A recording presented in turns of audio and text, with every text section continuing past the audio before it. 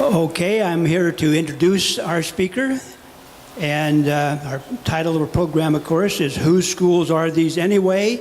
The Privatization of the Good of the Public Good. And it's amazing how many people who see changes going on in the school system think of it as an improvement. And I hope that you will be disabused of that erroneous assumption by our speaker, who is Professor Roberta Ahlquist. Her talk is in the purported interests of improving public schools for all, such as No Child Left Behind, Bush's educational reform mandate, and Race to the Top, Obama's reform mandate. Public schooling is undergoing massive changes. Many of these changes will negatively affect a majority of students. How can interested community challenge these draconian measures? Professor Roberta Ahlquist is a writer, speaker, and book editor who teaches at the Multicultural Foundation of Education, the College of Education at San Jose State University. Please give Roberta a good hand and welcome. Thank you.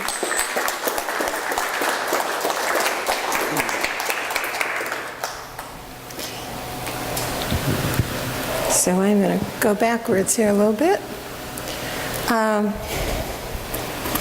I think many people think that the reforms, which started with Bush and that continue with Obama, are helping move our country forward with a better educational system.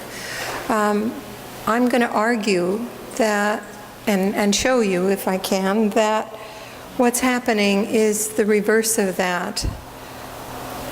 And first I want to just share this 17th century England poem.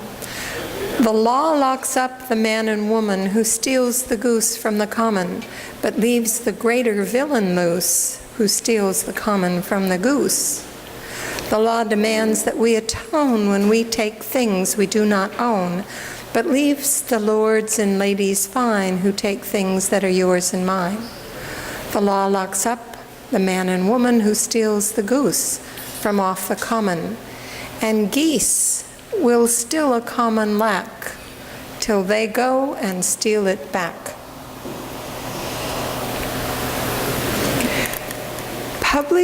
Free public education has been a hallmark of this country from not the origins of the country. At first it was religious education for white males, but with Horace Mann, who was a great humanist in many ways, in that he espoused that everyone should have access to a free public schooling,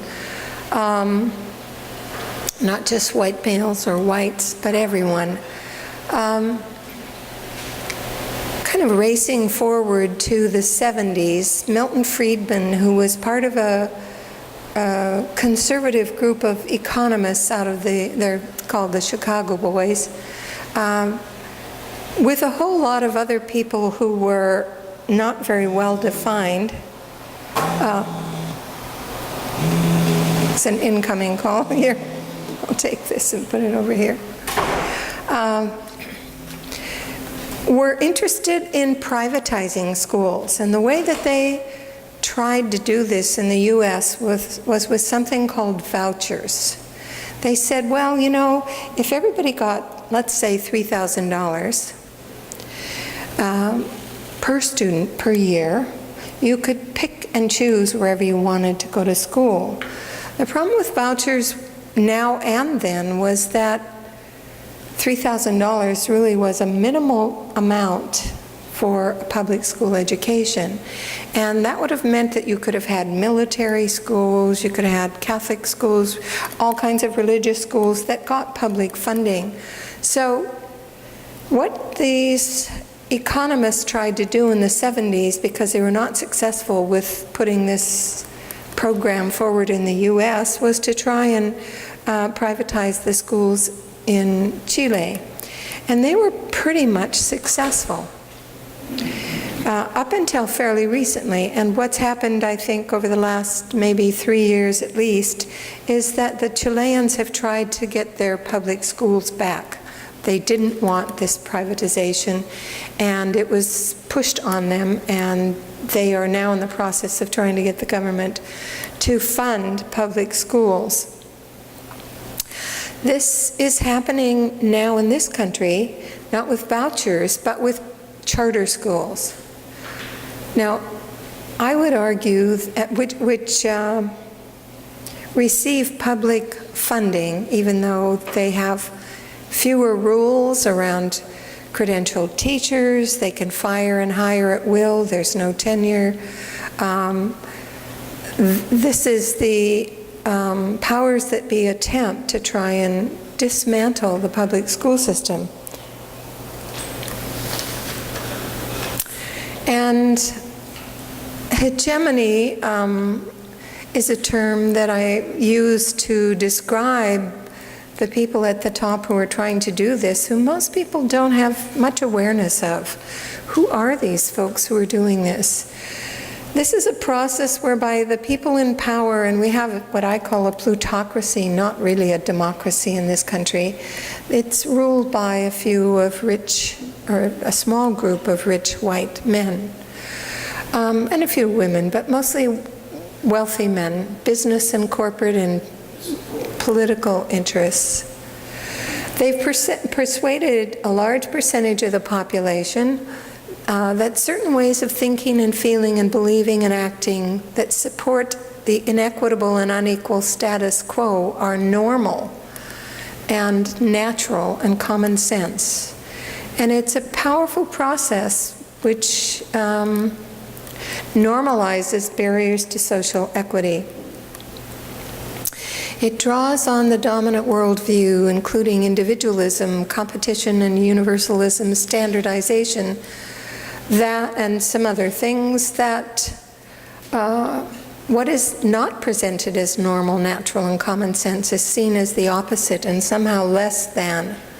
And the less than is defined as kind of deficit thinking. Some people are less than equal, less than able to, I don't know where that's coming from. I'll take care of it. Okay. So you might ask, what are the commons?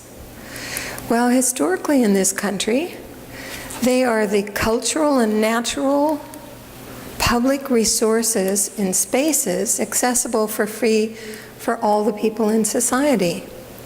They include things, everything not made by humans, not privately owned, but accessible public spaces, including public schooling, public parks, social service programs, the fire and police protection, public post office, natural resources such as water and air and a habitable environment,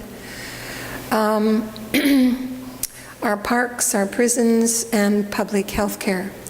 These resources, I argue, should be available and enjoyed by and for all, but now they're being taken away and privatized. And they are being stolen from future generations and shifted from public to private property. Here's some aspects of hegemony. The whiteness mainstream curriculum, it's a monocultural curriculum. It's a dominant culture curriculum. It's not inclusive of difference, of diversity. Tracking, schools that are tracked by so-called ability grouping, like from kindergarten, the bluebirds who are the good group of kids, and the robins who know that they are somehow less than in the remedial reading groups. And that goes all the way up through high school. AP English in contrast to remedial reading. That's tracking. Meritocracy, the notion that somehow there's some group of people that merit special privileges. Dualistic thinking and othering people. Some people are defined as somehow different and therefore less than others, and it can be on racial and class lines. Dualistic thinking is a really serious problem in public schooling, where students are learned that there isn't this spectrum of understanding of the world or of answers to questions, but it's either right or wrong, or good or bad, or black or white, or very extreme opposites without talking about the gray area in between.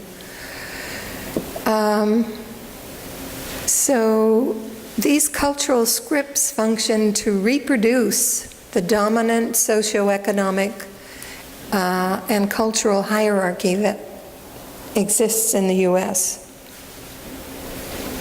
And neoliberalism, many people think neoliberalism, these are kind of ideological perspectives just to frame this discussion.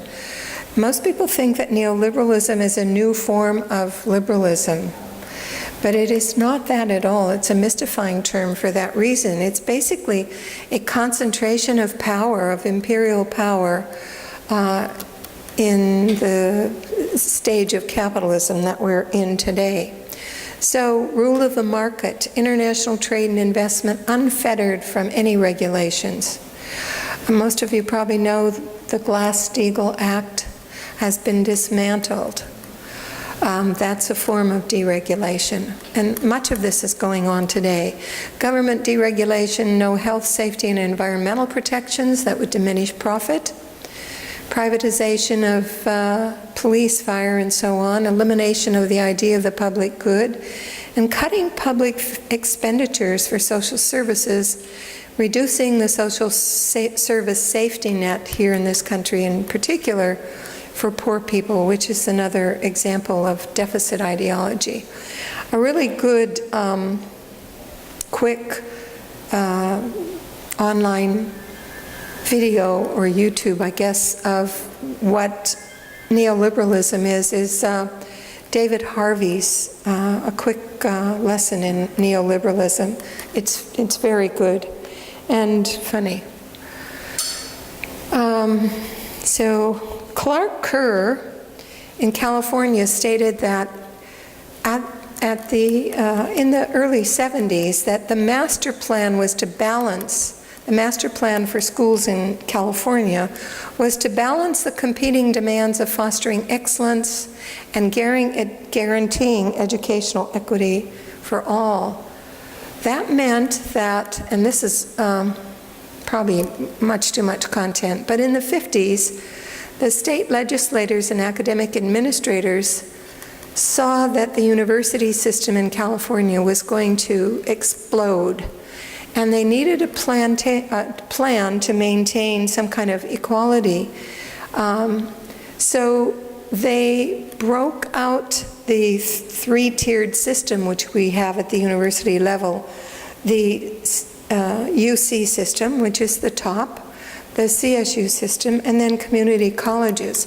And they said that X number of students who are prepared in terms of grades and so on should have access to the UC system, whether they can pay for it or not. In fact, at this point in time, college education in California was almost free. And that master plan has been not only undermined, but basically destroyed by efforts to both privatize and charterize and corporatize schools at all levels.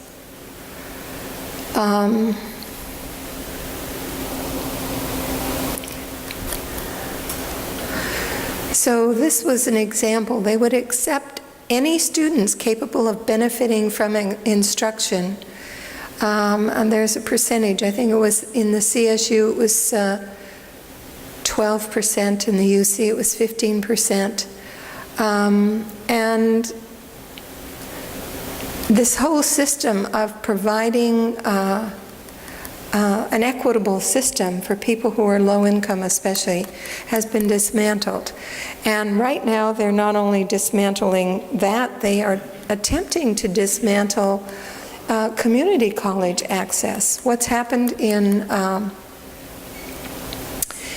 San Francisco, for example, is the community college, San Francisco Community College, is under threat of being basically shut down. I don't know how many of you are aware of this, but the school serves about 80,000 students. It's one of the best community colleges in Northern California, and yet an accreditation team came through and said that there was mismanagement of the budget and enrollment problems, and they have been fighting for the last 2.5, 3 years to not let the state and the accrediting commission shut the school down. And many of the people who work there say that if they were to shut it down, they would then replace it with a private community college system. So this is happening all over the country, not just in California. U.S. is the most unequal developed country in the world. 1% owns 38% of all wealth. If you've seen the film by Robert Reich called Inequality for All, he has a massive list of figures for you. He's a UC Berkeley professor. And we have more people incarcerated. There's a school-to-prison pipeline. And if you want to know more about that, Michelle Alexander has written a book called The New Jim Crow, Mass Incarceration in the Age of Colorblindness. So we have more people incarcerated than any other country in the world, mostly young men of color. And I'm arguing that we need to be aware of this so that we can fight back and keep the public in public schooling. Who are the major players? Some people say, well, you know, it's teachers, it's students, it's parents who are saying we need to charterize schools or privatize schools. I would argue that they are very misinformed, that this is a top-down restructuring of public schooling. And just as we don't know much about who the capitalist class represents or who they are, I ask my students in class, tell me, how many of you are capitalists? And one or two will raise their hand, and then I'll say, well, I don't think that's quite true, but how many of you know a capitalist or even know some names of capitalists? Very hard for them to figure out. Once in a while they'll get to Rockefeller or Carnegie, but for the most part they are not very well informed about who the capitalists are. In this case, in terms of educational reform, and I have a flyer here that Joel Spring, who's an academic, a Native American academic, yeah, that would be great, has developed a flow chart which shows who these players are in quite a bit of detail, and I think we need to know who they are. He has a book out called Political Agendas, and it's from Rutledge, but it's in press at the moment, so I copied this because I got it at a conference so that you could see who these folks are. Venture philanthropists such as the Gates, Eli Broad Foundation, Pearson Foundation has responsibility for the very expensive testing that's going on with this whole high-stakes testing movement. They're making bundles of money, as are the for-profit textbook companies who are having to shift and change their textbooks to accommodate the Common Core standards and all the other new things that are being mandated upon teachers. The ALEC Foundation, it's called the American Legislative Executive Council, a very neutral sounding term. The Koch brothers are basically funding that. All kinds of very conservative educational reform is being generated out of this. In fact, charter schools was on the Koch brothers' agenda as one of the most important things they wanted to do. The Manhattan Institute for Policy Research, the National Council on Teacher Quality, sounds like wonderful, positive things. Students First. How many of you know who Michelle Rhee is? Anybody? Some of you. Michelle Rhee was the chancellor of the public schools, or superintendent, in Washington, D.C., and she was very effective at deciding that she was going to dismantle the tenure situation and that there was going to be merit pay instead of tenure, pitting people against each other. And she fired, within the first year of her being in this job, 254 teachers in the Washington, D.C. school district. Later, they were, for the most part, reinstated. She then left that job. In fact, she was kind of pushed out of that job. And now she's working with Students First, which is an effort to charterize schools. She also has connections with Teach for America, which is a kind of quick fix, get your credential by working in a low-income school, of color oftentimes, and for 2 years, and then you can, do what you want, go wherever you want. Most of these people don't stay in public schools. They end up leaving fairly quickly. But it was a way, again, of taking away the credentialing programs in universities and offering a quick fix credential for teachers. The Business Roundtable, very influential national organization who has a very conservative agenda. For-profit companies like Education Industry, Amplify News, Murdoch and Joel Klein. Obama and Duncan are active in this as well. Duncan really tried to charterize schools in Chicago and was fairly successful at it. And several charter schools have been closed. Some of them have been consolidated. Some of them have been revamped into public schools again. The Chicago Teachers Union was very responsible for that.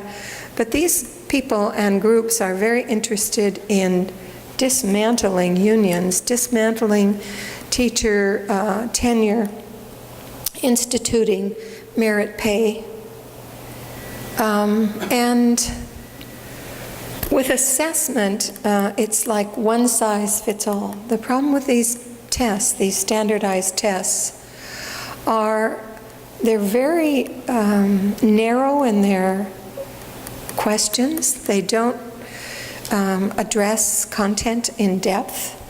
In contrast, for example, to something called the professional, let's see, it's PISA, can I remember, professional standardized assessment for most of Europe. And that test is much deeper. They have essays, they have more than just fill in the blank questions, which is what most high-stakes standardized tests have. And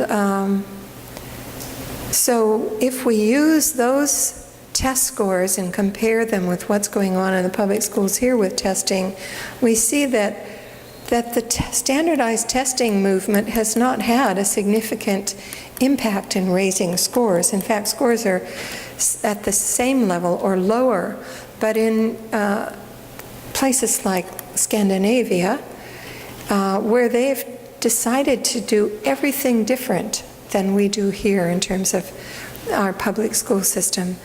And I'll give you an example of that in a few minutes in terms of Finland, which I know because I spent a semester there on a Fulbright. So high-stakes standardized tests, I'm arguing, are taking time away from critical thinking teaching, from the arts. In fact, in some school districts, they've dismantled music and arts. Now, that's not the case in Palo Alto. And in Palo Alto, you don't find very many charterized schools, and you might ask why.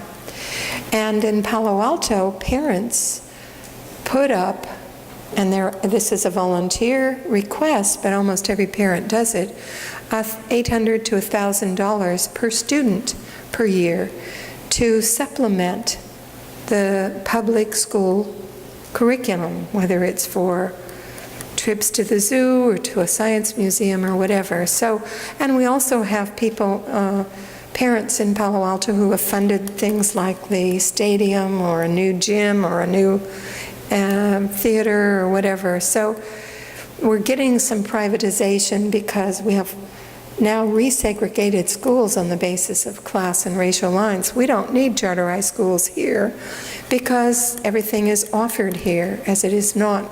For instance, in East Palo Alto, almost all of the schools are charterized. There's Rocket Ship and Green Dot. I don't know how many of you know of the names of them, but they are controlled by not school administrators per se, but by business and corporate leaders.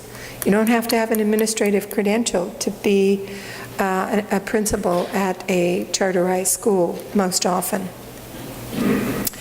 And Oakland schools right now, they've shut down a fairly significant number of elementary schools. I think it was 11 last year. And they have reopened those schools as chartered schools. So 23% of the schools in Oakland now are charterized, charter schools. This happens in mainly poor communities. And there's something called the KIPP schools, knowledge is power, which are almost militaristic. They have very rigid discipline guidelines and punitive punishments for not adhering to the very rigid rules. And most of the kids who go there wear uniforms, and it's very militaristic. If you want to read more about it, I have an edited book that talks about the KIPP schools from somebody who spent some time researching them among many of the other schools. And his position is that they are a drill and skill basics curriculum, not critical thinking, not higher level, not very much art or music, mostly English, social studies, reading, writing, and arithmetic. So this is a little bit about the playing field. In 2012, the top 40 hedge fund managers in the country earned $16.7 billion. As much as 300,000 public school teachers combined. That's almost a third of all high school teachers in the U.S. The charterized schools tend to offer a higher salary for teachers, but that means that if you are working for a charter school, in most situations, you are on call 24/7. They give you a cell phone, and if parents or kids want to call you, you respond to those calls forever, every day. It's not 8 to 5 and 8 to 3, whatever. Also, you teach longer day. If you look at the differences, there's no tenure. They can fire and hire you at will. There's another chapter in this book of a former student of mine who was working in a public charter school in San Diego. And she found out that the principal was fixing the test scores, changing the test scores, and exposed that to the faculty. Some email came out that wasn't supposed to go out, and she was basically let go for that. But this is another thing that's very common. The competition for who's going to get the highest scores in this district or that district means that, you know, there's oftentimes teachers and administrators who are pushing an agenda that advantages those kids who take the tests and do well. So in the same school, they let kids who were ELL students, English language learners, go home or opt out of taking the tests so that the scores would be higher. And that's not uncommon as well. So, I talk a lot here about poverty because what's happening for kids at the bottom is that their choices are becoming more and more constricted. They are being sifted and sorted out of higher thinking classes. They're being pushed out if they don't do well on these standardized tests. So the dropout rate in low-income schools is on the rise. It's not the case in high-income schools.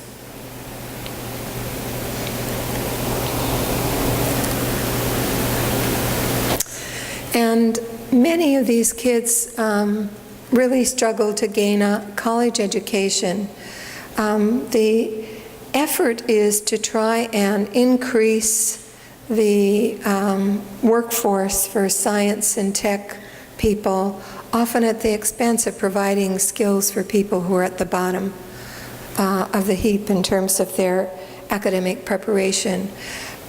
Counselors are stretched so thin, and I don't know what the counselor-student ratio is, or student ratio is in Palo Alto, but I'll bet it's higher than it is in the Eastside Union High School District, where one counselor is supposed to counsel 600 people a year. Now, that's impossible. They're glorified paper shufflers. To give kids access to the content that is needed, the courses that are needed to be able to be college ready, requires that you have to start as a freshman, taking a foreign language or making sure that you have 2 science classes, because these are requirements for entrance into the university. And oftentimes these kids are neglected to the point that as they're a junior, they say, well, I'm really planning to go on to college. And the counselor says, well, you can't go to college, you're a junior, and you haven't taken 2 years of this, and 2 years of that, and 2 years of this. And most of them don't get the opportunity to stay another year to make that up. So this is about Oakland. So I think the important message is that we have to begin to recognize and recognize how and why race, ethnic, gender, and social class inequalities are maintained in the public schools, and work to do something about that.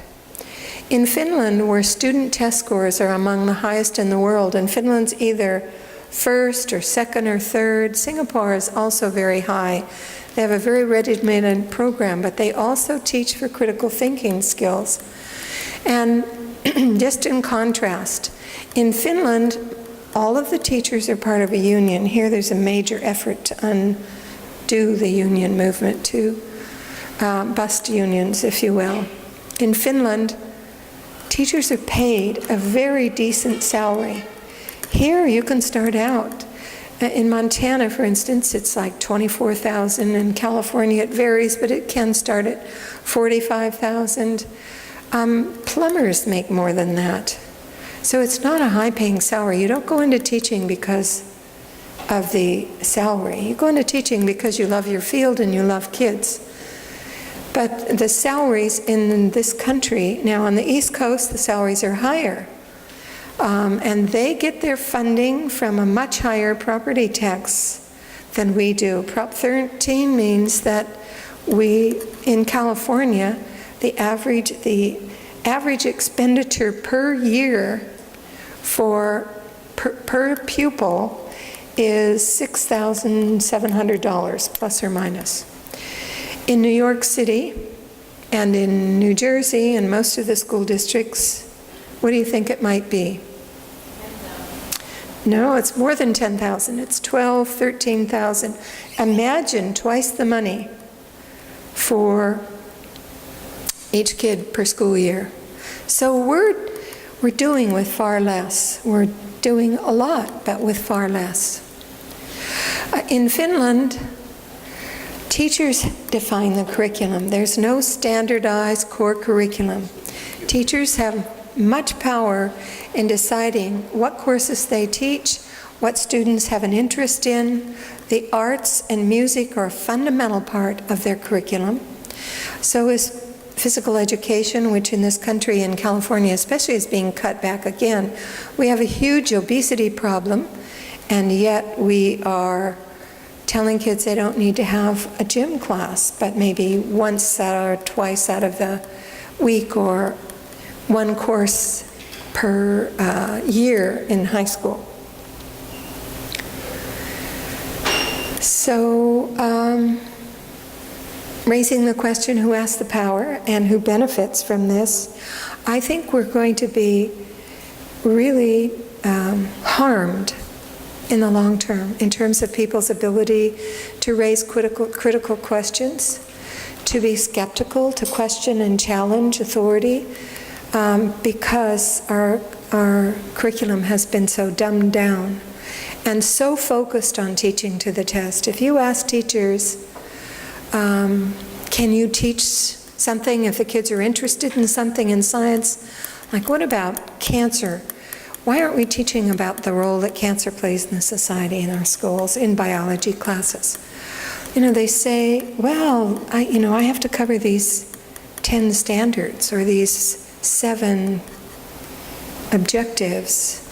And the narrow curriculum is very monocultural and very general and not very related to current reality. That's a serious problem.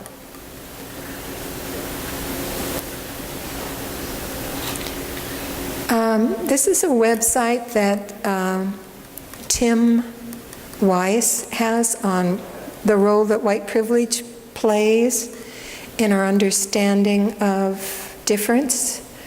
And Tim Weiss is the kind of white privilege guru.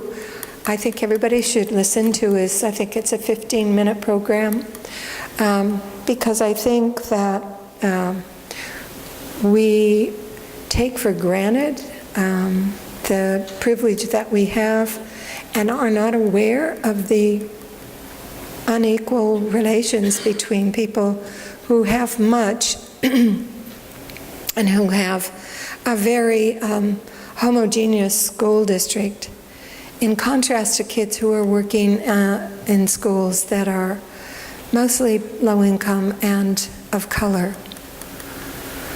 So, is this the same YouTube? No, it's different. This is about public or private schools, who benefits from the dominant narratives and does one size fit all. In California now, the largest percentage of kids are not white kids. They are kids of color. And teachers, for the most part in the nation, still reign as the largest percentage of teachers. I think it's 85% of teachers in this country, K-12, are Euro-American. So here's a cartoon about an exam. This is the one size fits all. For a fair selection, everybody has to take the same exam. Please climb that tree. And that's what a lot of kids are being asked to do who have never climbed a tree before. I urge you to see Inequality for All, because it's so full of information for people to spread to other people about the the state of inequality. And keeping the public in public schooling is a goal for me, and I hope for you. Talking about this with parents is really important. This is a Danish school teacher who makes $61,000 a year. Everybody in Denmark gets a free education from elementary school through college. And we pay our students for getting the education we want. We can afford to have our own house, a car. We get 6 weeks vacation a year. A woman has a year maternity leave when she has a baby. Fathers generally get maternity leave too. Everybody gets a pension from the age of 65. She says she's lived in the USA, but she prefers the Danish way of taking care of everyone. Some may say we pay high taxes, but we get so much more than you get in the US for doing this. So I'm open to questions. Yes? What is her education? She has a college degree. She has a teaching credential. Huh?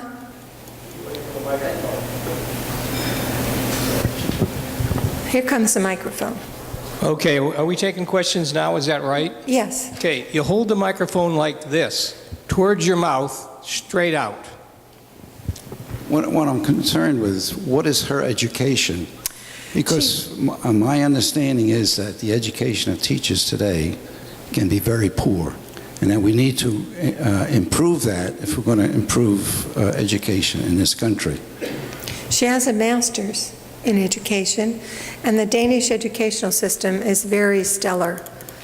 I think she's extremely qualified, and I think the same with Finnish teachers. They all have master's degrees. We don't require that in this country, but I do think the teacher ed program is being pushed into conforming to this high-stakes testing movement by something called PACT, the Performance Assessment for Credentialed Teachers. So teachers are now being asked to do what high school teachers are being asked to do, to teach a narrow curriculum. A lot of resistance to this, but that's what's going on with teacher ed today, all across the nation. If you want to learn more about it, go to EdTPA or PACT, P-A-C-T. You can find out about it. There's Okay, a lot of teachers who are protesting. Sorry. I wanted to let everybody know that we're going to try and keep track of the order in which the hands go up. If you're going to ask a second question, we'll give preference to someone that has not yet asked a question. So right now we have 6 people in line. So just to give you an idea, there's people who are late putting their hands up. That's how far you're going to have to wait. Hi, my name is Tom, and I think it was in 2002, I went to New Mexico. I have a friend who was living in New Mexico. She's a teacher, and she also teaches child development. And she invited me to do some volunteering at the high school, and I guess sort of, it was a class for kids, but they taught in the same class. They taught English, math, history, and art in the same class. And I wanted to show them some of my art and explain to them, you know, some things I was doing. I gave them more information than the teacher did. I was able to point them in a direction and give them a real information, what they could do to get started in a life in graphic art. And the teacher was just not adequate in doing that. Was this an elementary school teacher? No, this was a high school teacher. High school art teacher. No, she wasn't even an art teacher. But she taught art because she was teaching everything in this one class. Because This of the was in a poverty. high school? This was a very impoverished city in, it's near Clovis. Clovis. It's not Clovis, but it's south of Clovis. And it's very poor there. And they were just not getting adequate education.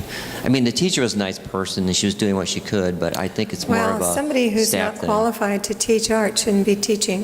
It But they should do be- that, yeah. Well, that may happen, yeah. Well, I think, you know, that's not a good school situation for those kids. It was great you're able to contribute. Yeah. Hello. First of all, I don't think the anti-white racist remarks are helpful in your talk. But my question is well, why do teachers deserve teacher tenure when no other industry anywhere in the world has that? Why should teachers have protection to where you cannot fire an incompetent teacher and, you know, and get rid of somebody who should not be teaching because they have their job somehow frozen into the system? And I'm speaking to somebody who's been abused by an incompetent tenured teacher. I appreciate your comments. First, the anti-white. I'm not anti-white. I'm saying that most people don't know that we have a lot of privilege. Well, if you look at the schools in Palo Alto and compare them with the schools in the east side of San Jose, even East Palo Alto, we have a lot of privilege. Kids get a much better education here. Yes, but there's no white privilege. Well, we can argue that perhaps Please later. don't talk if you don't have the mic. In terms of tenure, I don't see education as an industry. I see education as a service. And teachers who need tenure are those who, tenure protects academic freedom. And there's no other protection if you don't have academic freedom from teaching perhaps a controversial point of view, perhaps teaching beyond the scripted curriculum we have. And that's why I think teaching is not like a company or a business, but it's a profession. I think there are ways of weeding out incompetent teachers. I would argue, and I've been in the system for 40 years, that the number of incompetent people compared to the number of people who are competent is minimal, very small percent. And the unions have taken the stand of trying to help people to become better teachers who are being asked to rethink their programs with professional development and so on. And there are people who are fired for being incompetent. So I think it's a major protection that we need to keep at all levels of schooling. There isn't, this is not an industry, it's a service to the community, to the country. My name is Sandy, and Yes. Both of my parents were teachers, one a university professor and the other in an elementary school teacher, and worked for the Board of Education for a while. But I grew up in the Deep South, and there was a big difference between what was available to white people and what was available to black people. And I think some of the people that you have cited in your talk were active even as far back as in the 1960s and 1970s. And I think they were trying to address this inequality by giving vouchers or similar things. Mm-hmm. So I agree with you that that has not always worked, and that some people have stepped in to take advantage of those ideas in a way that isn't really, is for their own personal profit in some way. So how would you solve that problem? Where, for instance, in California, people are unwilling to be taxed, to vote for taxes, to support education at the level that is done in other places. So how would you deal with the budget that's available in California to solve those problems? Well, we could get $2 billion from the severance tax that we could charge the oil companies. That would be a massive amount of money to give to public schools. That's one quick fix. I think that the way in which schools are funded vis-a-vis property taxes has to change. It's unequal across the country. We have more resegregation of schools on racial and class lines in this country than before Brown versus the Board of Education. I can show you the figures on that. And I think the public schools wobbling in this because people see that this resegregation has made things so unequal, and parents who are concerned about their kids getting a good education are oftentimes driven to find a charter school because they want the best for their kid, and if they can pay for it, they'll pay for it. Now, in Palo Alto, we don't have to do that. In rich communities, you know, we've got a private school at public school cost, plus we get some additional funding. I don't have an easy answer, but I think that funding has to come from the government that makes schooling more equal. And I don't know why Brown's waffling on not charging the oil companies a severance tax. We're the only state in the country that doesn't do that. $2 billion would go a long ways to not only public schooling, but housing for the poor and medical care and mental care. We have people on the streets who need help, and we're not doing very much to help them. So that would be a start for this state. Yeah. In answer to the issue that came up earlier about teacher education, I've been a teacher most of my life in the public schools and other schools, and there are incompetent teachers, as there are incompetents in every field, but I'm here to tell you, incompetent teachers do not hide behind tenure. They hide in political alliances with administrators, and they are never going to be rooted out from those very tight alliances. And although you could say, oh, there's a problem in education, let's fix it, the incompetent teachers, that's not the problem in education. As this lady said, there are a minority of incompetent teachers, but this is not a solution, the Common Core Standards. It's a business plan.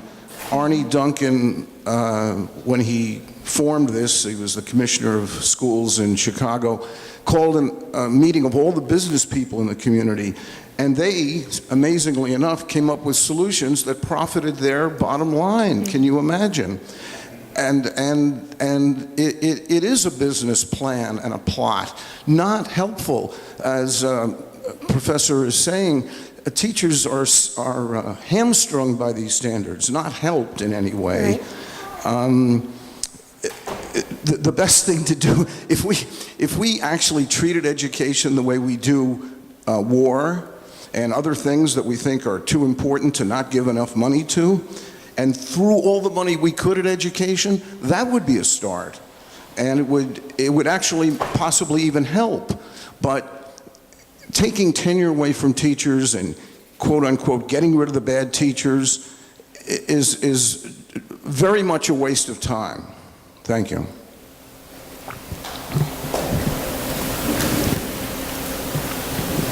Yeah, I totally agree with our previous speaker. Now, in New Mexico, I didn't think the teacher was anything wrong with the teacher. I think the teachers are not the problem. I think it is also the administration, because they're not, how do I say, as you know, they're just not, something's not getting done. The money's not going to the right place. You have the insider politics going on, and I just feel that is one of the problems. Another problem is we're not dealing with mental illness, poor nutrition, parents who don't have the education or understanding of how nutrition affects their children. I had to learn that pretty quick. I have a big background in nutrition because I had to use nutrition at the age of 17 to cure my cancer. And I had to, and then my son, when he was 10 years old, he was diagnosed with all sorts of problems. And I said, okay, we're changing your diet, we're getting you off medication, we're putting you in he had to go to a special school.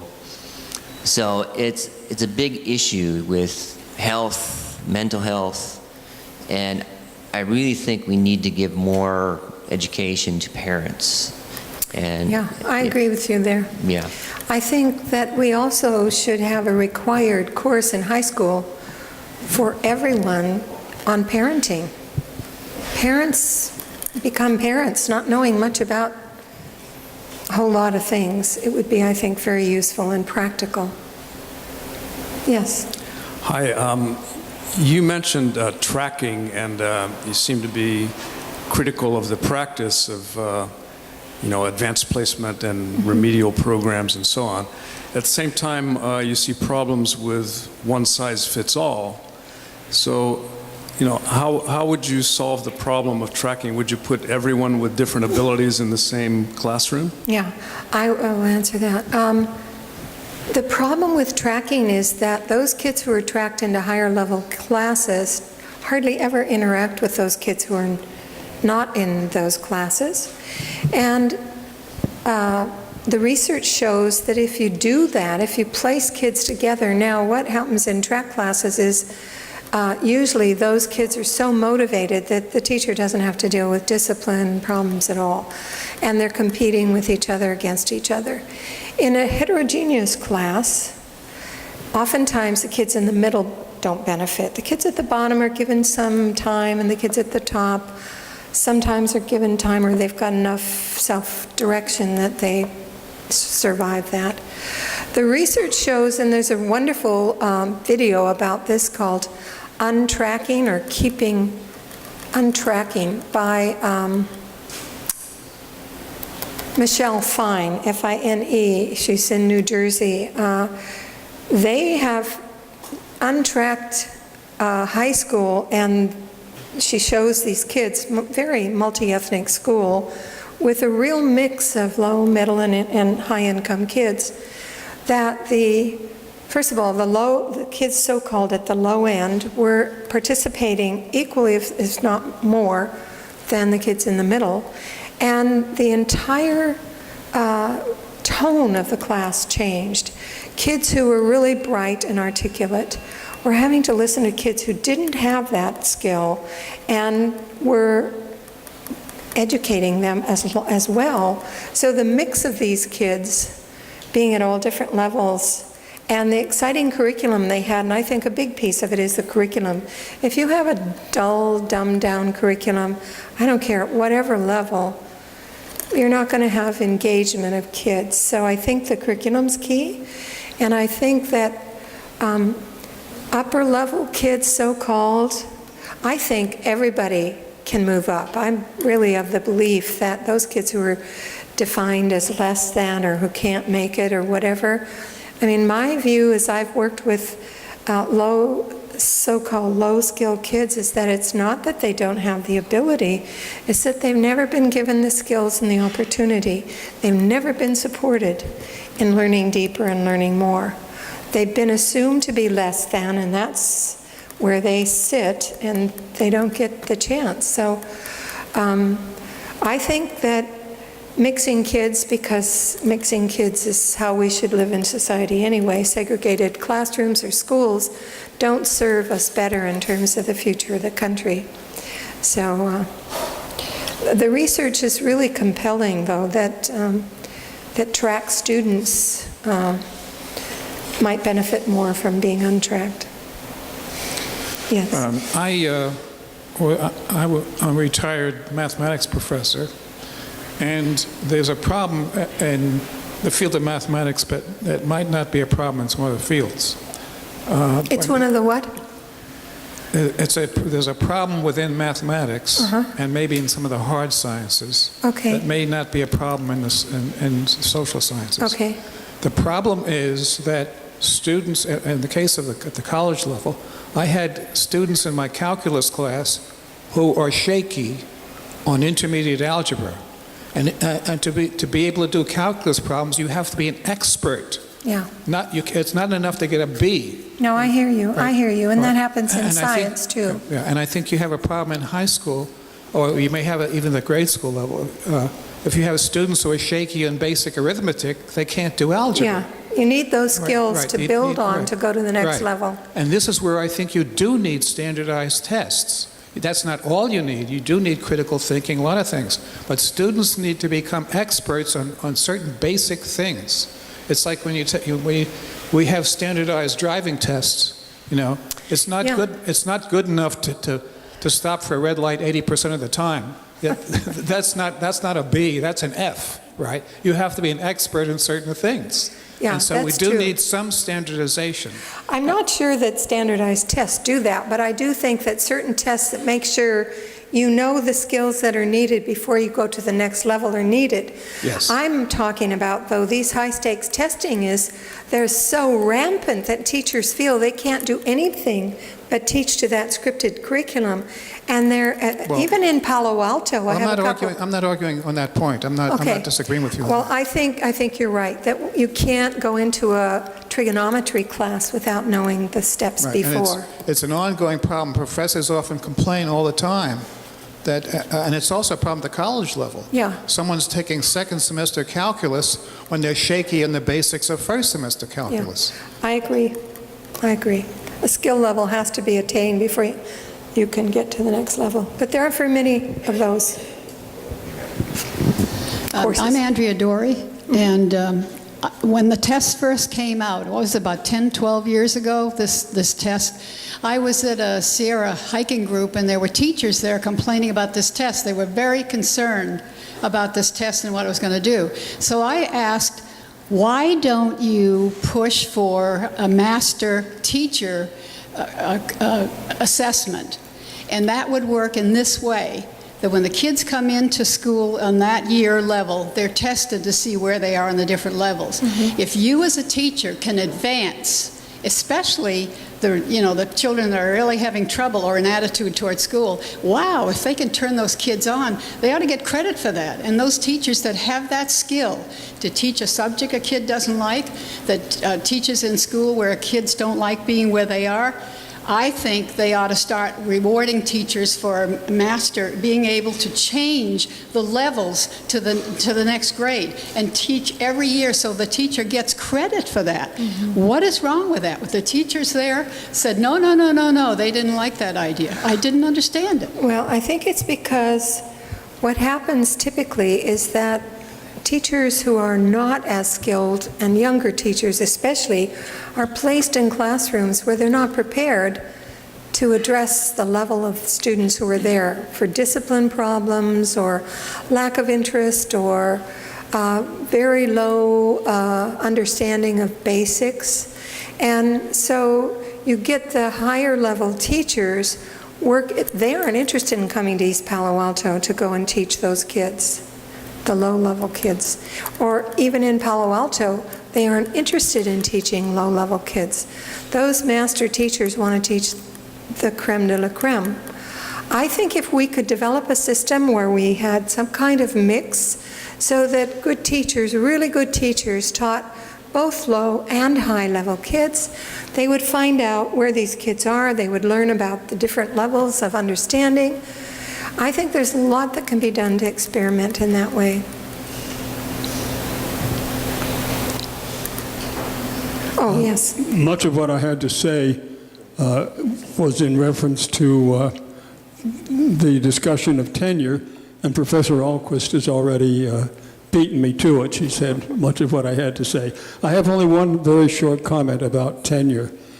The teachers who are most likely to be fired are not the ones who are the problem teachers to the students. They're the ones who are the problems to the administrator. The creative teacher, the innovative teacher, the one who says, hey, let's try this. This bothers administrators who tend to be basically conservative, and they're conservative because their constituents, their parents are conservative. So I really think doing away with tenure is a really bad step in the wrong direction.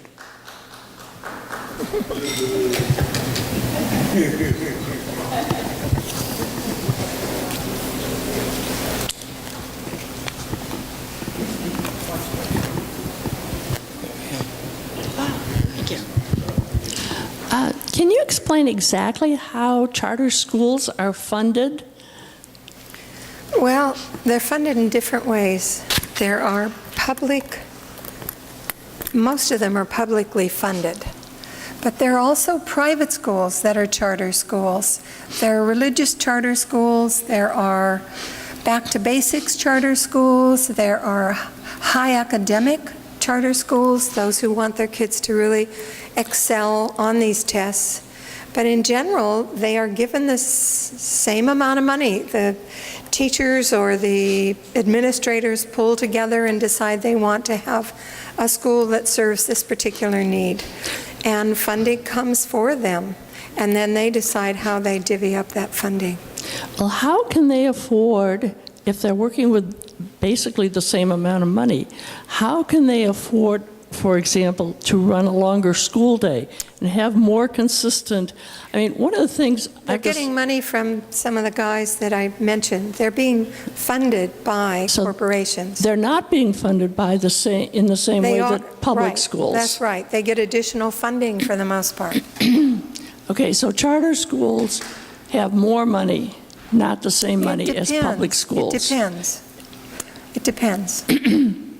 Some of the funding comes from parents who want a certain kind of curriculum. Some of the funding comes from corporations like KIPP. KIPP is a school that's funded by some of the people who put together the Teach for America group.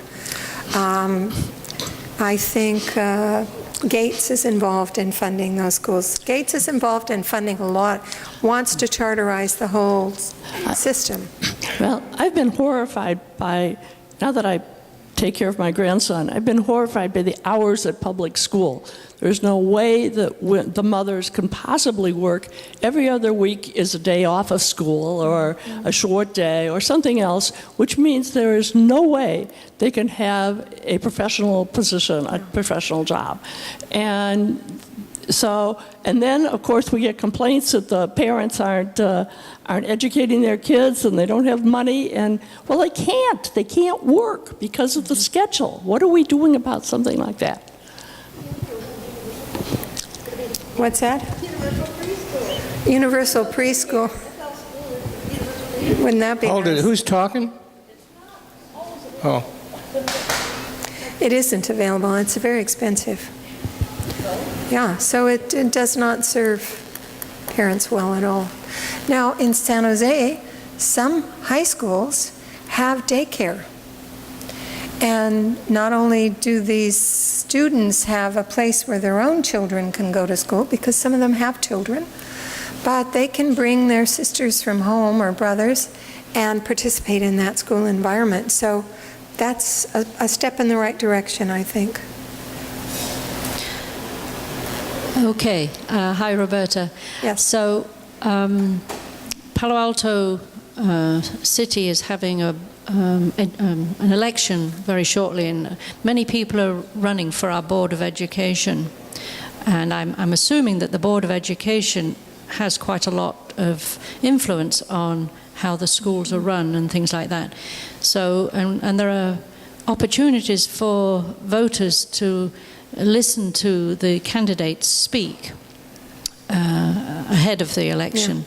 Yeah. Can you give us a question that we might ask these candidates that might help us evaluate their opinion on the various things that you've said, and how they're going to behave if they get voted in? How can we discern the people who are going to be good on the Board of Education by your criteria? Well, one question I would ask is, how are you going to, what's your commitment to going beyond the monocultural state standards? How critical thinking is your curriculum? How inquiry-oriented is it? How much are you interested in getting rid of the inequity that exists within the public school system in Palo Alto? What kind of commitment do you have to helping kids who are in the low-level classes reach up to be able to go to college? What kind of programs exist for that? Those are a few. And, you know, if you give me more time, I'll think of a few more. Okay, so I guess we run out of hands that were up in sequence, so we'll start again a little bit. I think we have about 4 or 5 more minutes. Is it correct that charter schools can be selective in the students that they accept? They oftentimes don't accept kids who are so-called non-interested students who don't score well on the tests. They can eliminate, they can just say, we're not admitting you based on academic abilities, based on, they would not say this, but racial, ethnic, and social class differences. But they have a choice in deciding who is and who is not able to enter a chartered school. Okay, looks like lunch is ready, so would you please give a hand to our speaker? Thank you.